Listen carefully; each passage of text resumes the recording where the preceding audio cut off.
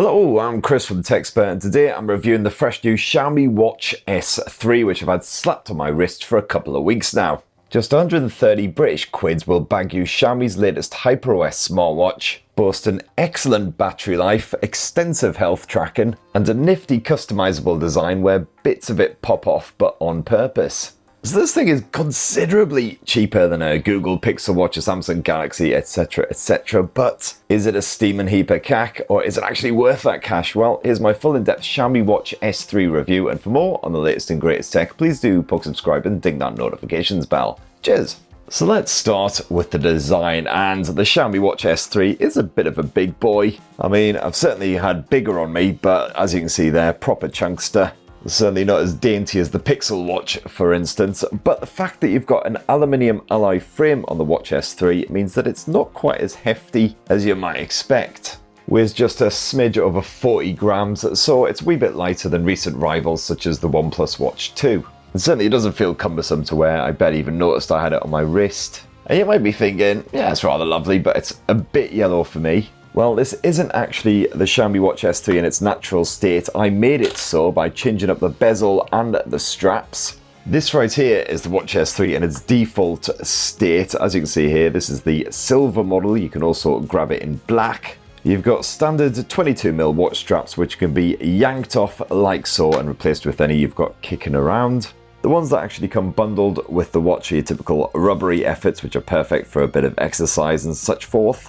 But naturally, you can hoy more money at Xiaomi for alternative options like these lovely leather straps. So far, so pretty standard for a smartwatch, but where the Watch S3 really sets itself apart is the twist-off bezel. You can then purchase a fresh one from Xiaomi's website. The black and the silver ones are just plain, but the blue and the yellow ones have these timer markings on, which I'm sure have some posh swanky name in watch circles, which people are going to be screaming at me in the comments. And the bezel basically just again slots in there just with a quick twist. And then when it's fitted, you'll see you're offered up an official exclusive watch face for that bezel, complete with its own always on display. That's a really neat little feature. I really enjoy that. And as you can see, the interchangeable bezels just change up the look and the vibe of your watch. Personally, I really like this yellow effort because it's bright and it's cheery. The exact opposite of me, basically. I don't think anyone's ever accused me of having a sunny disposition. The only thing I don't like about the yellow bezel is that the exclusive watch face is a bit pants. But of course you can easily bung on a different one, more on all that in a bit. Oh, and the Xiaomi Watch S3 is water resistant, like all smartwatches pretty much these days, can survive up to 5 atmospheres of hot water action. Now this smartwatch's 1.43-inch AMOLED display is another absolute delight. It's bloody massive, just like the OnePlus Watch 2, so you'll have no problem seeing what is going on, even with fairly tiny text, unless your eyesight is proper buggered, obviously. Mine's not great these days, not gonna lie kiddies, your Uncle Spurt is getting on a bit, but I had no problems here. You got a 466 by 466 pixel resolution, so everything is crisp and clear, even when there's quite a lot of information crammed on screen. And while those menus aren't quite as bright and poppy as they are on, say, a Samsung Galaxy smartwatch, you know, the colours aren't muted or anything either. Nice wide viewing angles so you can have a sneaky glimpse at the time without making it too obvious. And the auto brightness generally works well here on the Xiaomi Watch S3 as well. Certainly on a sunny day I didn't have any problems seeing the main watch face and the various menus and apps. But the always on display is often, I find, a bit too faint to clearly see outdoors, so I often end up waking the watch when I am outside to actually check the time or notifications or whatever. And of course, it very much depends which always on display you're using. This one, for instance, does the job quite nicely because you've got those bright yellow hands. I just happen to not like it very much. With the likes of a digital always on display, I certainly struggled a bit more. Now to actually pair your Xiaomi Watch S3 with your smartphone, nice and easy, just download the Mi Fitness app, which is available on Google Play and also the Apple App Store. The whole setup process took roughly a minute, maybe a bit less, and if you want to swap between different smartphones, that's an absolute piece of piss. You don't even have to reset the watch or anything. And you can tweak pretty much every bit of your watch from inside of the app. You can manage the watch faces, set up various features, customize the health tracking. It's certainly comprehensive, that's for sure. I found it was a lot more customizable than the OnePlus Watch via the app. And touch wood, in my first couple of weeks with the Xiaomi Watch S3, the watch and the phone have kept a good connection. I've only had to manually sync them up one time when I noticed no notifications were pinging through on the watch itself. Apart from that, it's all worked as it should.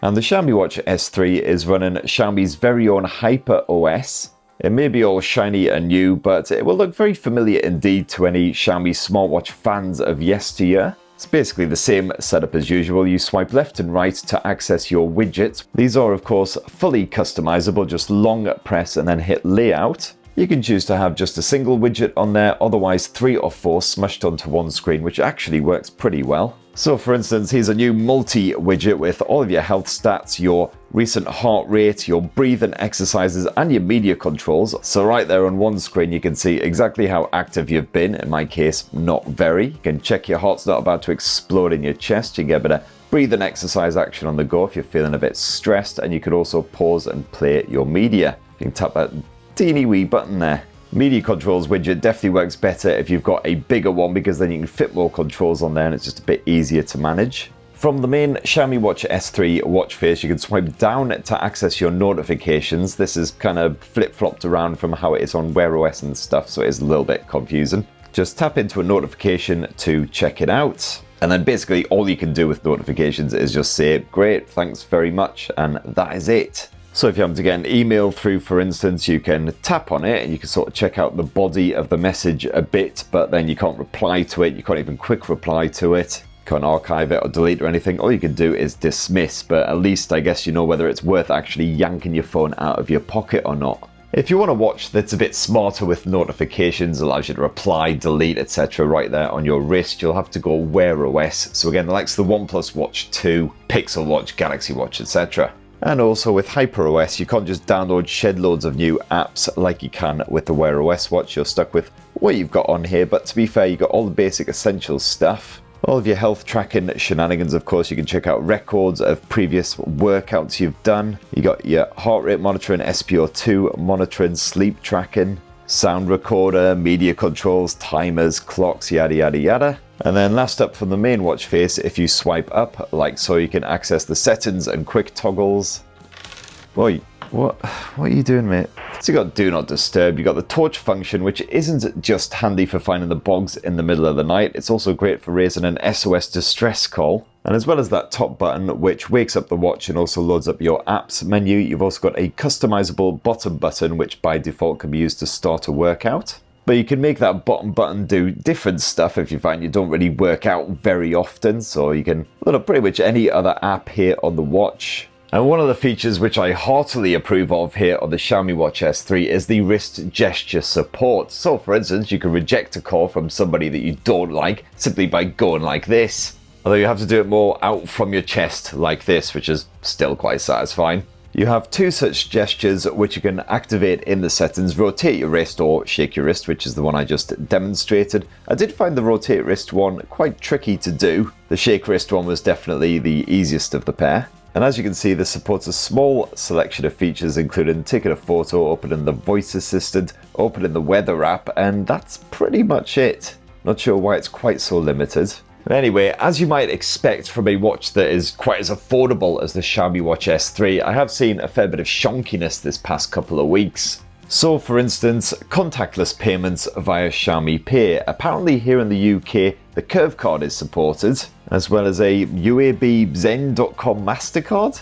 Well, unfortunately, I just happen to have a Curve card, but unfortunately, every time I try and set it up, I just get error messages. That music widget really didn't want to play ball with Deezer the first few days I was using the Xiaomi Watch S3, but touch wood, since then it's been absolutely fine. And then there's the Alexa voice assistant, which you can activate with a quick tap of this widget and say, hey, when's Sunderland Football Club playing their next match? And touch wood, most of the time it works absolutely fine. Of course, you have to be connected to your phone for this to actually work. You know, quite like Alexa as far as assistants go. I've got to remember to edit out every time I say it, otherwise I'm going to be setting off everyone's bloody smart speakers. But occasionally I'll go to ask her something and I'll just get an endlessly repeating connecting to message and just nothing will happen. But you know, it is early doors for HyperOS. I've been testing this out right at launch as well, so hopefully a few updates later and all these problems will be ironed out. And as for watch faces, well, you've got a jolly good selection on here, all kinds of different analog and digital efforts. Some of them nice and smart and simple, some of them absolutely crammed with information. Certainly good for you stats junkies out there. And then of course you've got almost 200 fresh new watch faces that you can add from the Mi Fitness app. Just quickly upload to the watch. Again, covering pretty much any kind of style you could imagine. Now you can even create your own using a small selection of templates. So I'm just going to quickly knock up a custom analog effort. Just grab some photos from my phone. Obviously it's going to have to be a geeky anime effort. And there's our new watch face, so let's hit apply and that should be uploaded in a matter of seconds to the watch. And there she blows. So what about the health tracking? Well, in my time with the Xiaomi Watch S3, certainly the likes of the steps tracking, the calorie count and everything seems to be on point. Certainly as a casual fitness enthusiast, you should be satisfied with what you're seeing here. The heart rate tracking, occasionally it can spike unusually. I don't tend to get this on other smartwatches and fitness trackers that I review. Like right here where it claims I'm hitting over 100 BPM, I literally just maybe was walking down some stairs then or something. And I mean, I like a drink and the occasional pack of pork scratchings, but I don't think my ticker's that f***ed just yet. The tracking seems to be more reliable and consistent when it comes to workouts. I get very similar results to what I get with other smartwatches. But of course, if you do have more than a casual interest in your health stats, you're actually training for a marathon or something like that, I'd always say go for a dedicated health tracker, something from Garmin or whatever. And of course, you've got the usual sleep tracking shenanigans if you're into all of that. This can sort of vaguely monitor whether you're in deep or light sleep and how often you wake up during the night and then assign you a score on how good your sleep was. I'm apparently a very good sleeper, which is quite surprising because I wake up every morning feeling like dog shit that's been put through a blender. And then after 7 days of tracking your sleep, you are assigned a spirit animal, if you will. So I'm apparently a brown bear because I have healthy sleeping habits and get lots of restful sleep every day, which frankly is more bollocks than the average supermarket sausage roll. Anyway, when it comes to the fitness tracking, absolutely loads of different options that you can choose between. If you tap your way into more, you've got various water sports, including swimming, paddle boating, kayaking. The usual outdoor activities, including a bit of parkour action. Love doing that at the weekends, bit of BMXing. Got the regular gym stuff, dance, combat sports, including boxing, taekwondo, etc. Ball sports, including all the stuff you'd expect to find in there. There's even a winter sports section with the likes of skiing and ice skating in it. And despite the budget price, the Xiaomi Watch S3 supports L1 and L5 dual-band GNSS positioning, which is reasonably accurate. Occasionally you had me walking through a building or something weird, but as an approximate distance measurement tool, it's pretty good. I've got to say the performance these past couple of weeks has been absolutely fine. It's been a reasonably smooth experience. Haven't noticed any obvious serious judders or anything like that. Fairly responsive when you're pushing a button, swiping the screen, etc. And while the functionality isn't quite as good as a Wear OS smartwatch, the battery life certainly is better. You've got a 486 mAh capacity battery stuffed inside of that chunky chassis, just a smidge smaller than what you'll find in the likes of the OnePlus Watch 2.